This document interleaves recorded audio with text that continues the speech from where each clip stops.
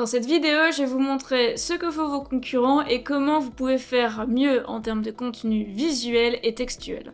Les plateformes publicitaires, elles ont mis à disponibilité de tous des bibliothèques partagées. Alors que ce soit sur Google, Meta et Pinterest, vous pouvez savoir exactement ce que fait votre concurrent actuellement. Sans plus attendre, on va commencer avec Google. Au sein de Google, la librairie s'appelle l'Ad Transparency Center. On mettra à chaque fois les liens dans la description, vous inquiétez pas. Donc on va se rendre sur le site et on va regarder un peu les paramètres qu'on nous propose. Dans un premier temps, on peut choisir la temporalité. Alors moi, c'est des soldes en ce moment, j'ai envie de savoir ce que font mes concurrents, je vais me placer du coup sur les 30 derniers jours. Ok, je vais rester en France et je vais regarder sur toutes les plateformes. Et donc à ce niveau-là, je vais décider de rentrer le nom de mon concurrent. Donc je prends l'exemple ici de la Fnac. Je vois qu'il y a une trentaine d'annonces qui diffusent actuellement. Et donc je peux aller regarder ce que fait la Fnac. Ce que je vois ici, c'est qu'elle a du contenu shopping et du contenu aussi plutôt search, donc PMax Search. Ça, on sait pas ce qui par contre est comme type de campagne, mais on voit bien les résultats en conséquence.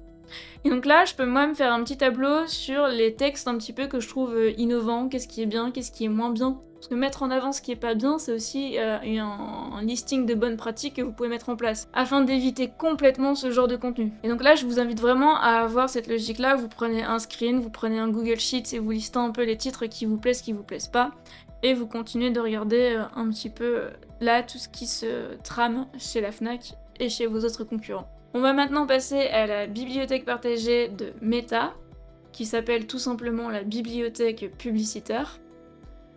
La bibliothèque publicitaire, vous pouvez encore à nouveau ici venir choisir le pays, et vous devez renseigner la catégorie publicitaire. Moi je vais laisser tout simplement toutes les publicités, et ici je vais aller sélectionner le compte de la Fnac.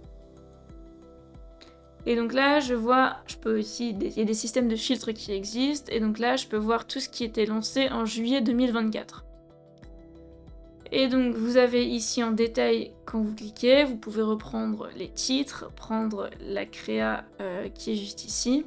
Il y a même d'autres informations, finalement, à propos ici de la transparence. Vous voyez le ciblage qui est effectué sur ce type d'annonce, le genre qui a été choisi et la couverture que cela représente. Je vous laisse chercher un petit peu, regarder les informations que vous pouvez avoir. Et encore une fois, je vous invite à mettre de côté un peu les textes que vous aimez pas, et les creatives que vous pouvez renseigner pour vos équipes graphiques. On va maintenant passer à la bibliothèque de Pinterest. La bibliothèque Pinterest s'appelle la Ads Repository. Et donc c'est pareil, je peux venir sélectionner une date de début. Moi je vais rester avant le lancement des soldes, jusqu'à aujourd'hui. Vous pouvez renseigner la catégorie de l'annonce, le pays, l'identité de genre, l'âge, et c'est ici que vous allez renseigner le nom de l'annonceur. Okay, pas d'annonce pour la Fnac, je vais regarder donc chez Boulanger.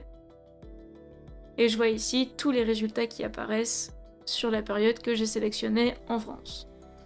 Et donc ici, vous pouvez reprendre l'élément visuel, la vidéo. Ici, reprendre aussi quelques wordings et adapter vos briefs créatifs en conséquence pour vraiment aider vos équipes et à faire grandir la pertinence et votre performance des annonces sur les plateformes.